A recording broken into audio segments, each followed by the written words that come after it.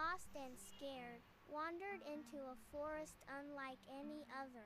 Each tree glowed faintly, whispering forgotten tales, memories of people long gone. One day, the ground trembled as loggers arrived, their saws roaring, ready to erase these living stories. Lily knew she had to act.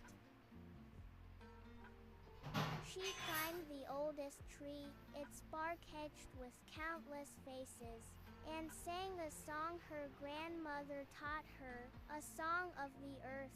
The forest stirred.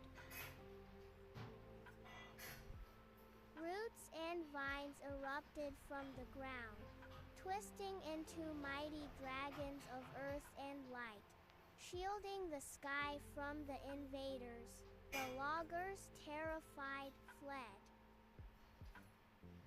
Lily, now a guardian, understood. Every leaf was a page, every tree a library. Cutting them down was like erasing the earth's mind.